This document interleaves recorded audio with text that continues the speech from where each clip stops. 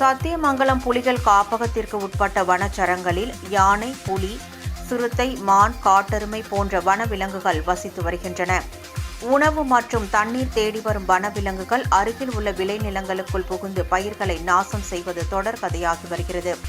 இந்நிலையில் நேற்று மாலை தமிழக கர்நாடக எல்லையில் உள்ள கர்நாடகா வனப்பகுதியிலிருந்து வெளியேறிய யானை கூட்டம் ஒன்று தமிழக வனப்பகுதியை ஒட்டியுள்ள அருள்வாடி கிராம பகுதியில் உள்ள மானாவாரி நிலத்தில் சுற்றித் திரிந்து வருகின்றன.